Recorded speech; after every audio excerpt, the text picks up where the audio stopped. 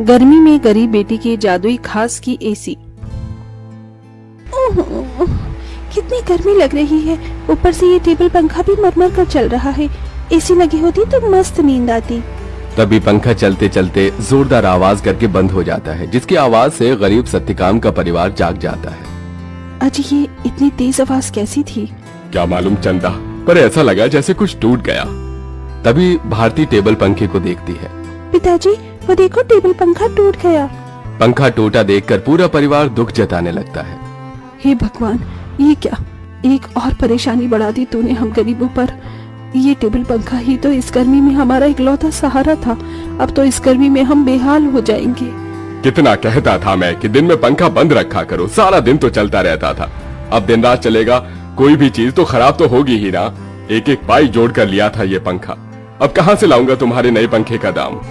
इसलिए तो कहती हूँ पिताजी कि घर में एक एसी लगवा दो, गर्मी भी नहीं लगेगी और नींद भी अच्छी आएगी। ये सुनकर गरीबी से झुंझलाया सत्यकाम अपनी दूसरी बेटी भारती को डांट लगाते हुए बोला, अरे चुप कर तू भारती, तेरा बाप कोई सर्विस वाला थोड़े है जो लाख रुपए महीना कमाता है। जब देखो एसी एसी एसी कहते रहती है। ये एसी सोफा सब अमीरों के घरों में होता है, हम गरीबों की औकात में नहीं है खरीदना। अजी अब जाने भी तो बच्ची है, अब ही चलो सब सो जाओ। आस पड़ोस वाले भी इतनी रात में हम गरीबों के घर में से हल्ला गुल्ला होता सुनेंगे तो क्या कहेंगे।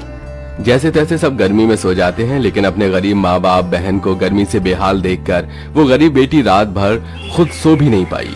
अरे सुबह हो गई, जल्दी से साफ सफाई कर लेती हूँ, फिर बाबा के लिए चाय भी बनानी है। घर में झाड़ू लगाकर जब वो घर के बाहर आकर देखती है तो आम के पेड़ से पूरे आंगन में पत्ते ही पत्ते बिखरे थे और पेड़ पर फल लगने को थे, जिसे देखकर वो खुश हो गई। अरे वाह, आम के पेड़ पर तो बेर लगने लगे हैं। अच्छा है, थोड़े दिन में आम पक जाएंगे। पिताजी को तो आम के साथ रोटी खाना कितना पसंद है। अगर उन्हें रोज अपनी मनपसंद की सब्जी या फिर मीठे आम मिल जाए तो वो पेट भरकर रोटी खाते हैं, लेकिन इस गरीबी में नमक रोटी और चटनी रोटी खाकर ही गुजारा करना पड़ रहा है। इस घर की बड़ी बेटी होते हुए भी मैं अपने गरीब माँ बाप के लिए कुछ भी नहीं कर पा रही हूँ। मेरे प्यारे आम के पेड़, मैं उनके लिए कुछ करना चाहती हूँ। खास करके भारती की ख्वाहिश है कि हम अपने घर में एसी लगवाएं। सबसे पहले मैं अपनी कमाई से अपने घर में एसी लगवाऊंगी। गीतू रोज ही अपने आंगन में लगे उस आम के पेड़ से अपना सुख दुख बांटती थी। वो पेड़ जैसे उसके परिवार का हिस्सा बन चुका था, क्योंकि गीतू ने 5 साल की उम्र में आम की गुठली बोई थी और हर दिन उसमें खाद पानी डालती, जिससे आज पेड़ इतना विशाल और फलदार था। पेड़ के नीचे हर कुछ दिनों में घास उगाती, जिसे गीतू जुगाड़ लगाकर कभी घास की चटाई तो कभी कालीन बुना करती थी। गीतू, मैं और तेरे पिताजी जमींदार के खेत पर जा रहे हैं काम करने। माँ, आप और पिताजी अपनी खेती खुद क्यों नहीं उगाते? वो जमींदार तो यही चाहता है कि हम गरीब लोग सारी जिंदगी उसकी गुलामी करें, तभी तो धूप में वो आपसे गधों की तरह काम करवाता है और सिर्फ 100 रुपए ही देता है पूरे दिन के।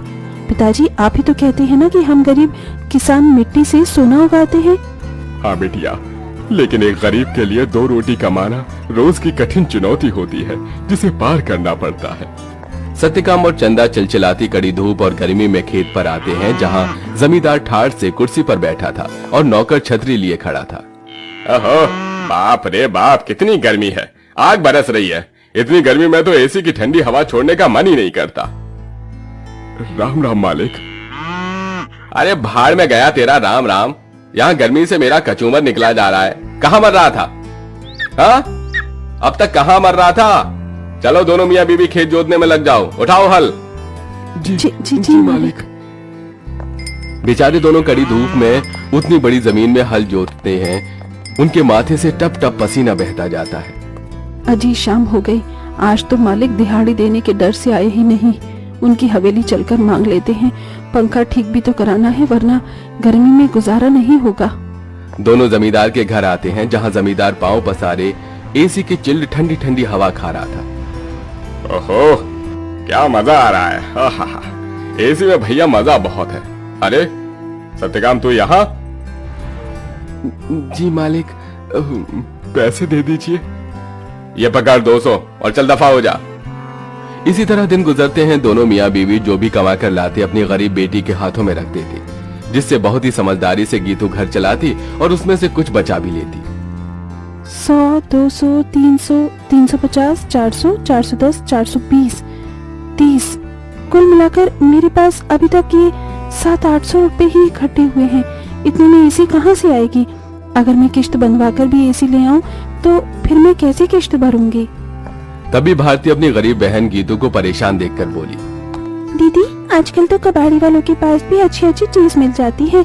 अमीर लोग तो नया खरीद लाते हैं और महंगी चीज भी बेच देते हैं। हाँ, ये ठीक रहेगा। मैं कबाड़ी में से कोई एसी उठा लाती हूँ। गीतू एसी खरीदने कबाड़ी की दुकान पर चली आई। भैया जी, मुझे कोई सस्ती एसी दिखाइए। गरीब लड़की लगती है, एक काम करता हूँ, ये खटारा वाली एसी थमा देता। इसे क्या पता इसमें क्या डिफॉल्ट है। ये लो बहन जी, ये एकदम बढ़िया एसी है। ये चलती तो है ना? चलती नहीं, दौड़ती है, एकदम धूम मचा देगी ठंडी हवा की। 1000 रुपए की लगेगी, अब जल्दी से ले लो। लेकिन मेरे पास बस 800 ही है। चलेगा चलेगा, दे दो। गीतू खुशी से वो एसी घर लाकर सबको चलाकर दिखाती है। माँ, पिताजी देखो, आपकी गरीब बेटी एसी खरीद कर लाई है 800 में। अब हमें गर्मी में नहीं सोना पड़ेगा। मगर ये चल क्यों नहीं रही?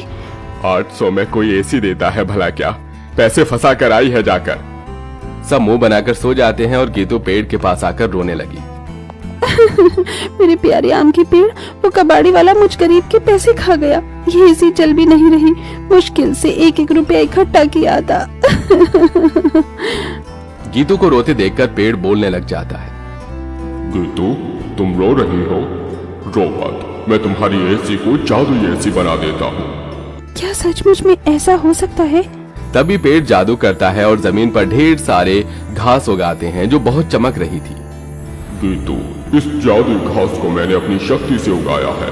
इसे एसी में लगा दो, ये एसी जादुई हो जाएगी।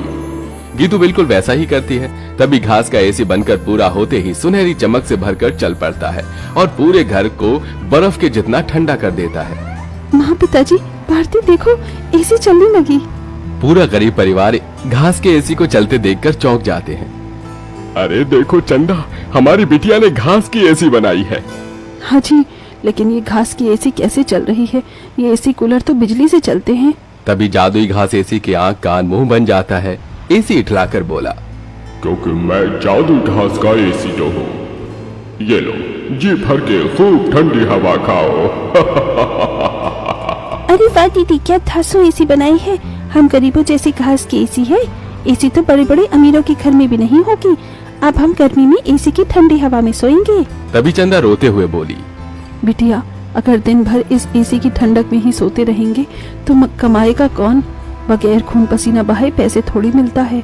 ये कहते हुए चंदा रोने लगती है। तभी जादुई घास एसी में से ठंडी हवा के साथ नोट बरसने लगते हैं। लूट लो, जितने चाहिए लूट लो।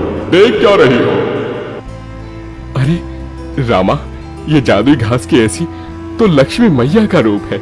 चंदा देख, कैसे करारे करारे नोट दे रहा है ये एसी। क्योंकि मैं कोई मामूली एसी नहीं बल्कि जादुई घास का एसी हूँ। मैं तुम्हें हीरे जवाहरात सोना चांदी सब दे सकता हूँ। एसी के इस कथन को सुनकर गीतू ने उसे आजमाया। अगर ऐसा है तो हमें सोने चांदी के सिक्के देकर दिखाओ।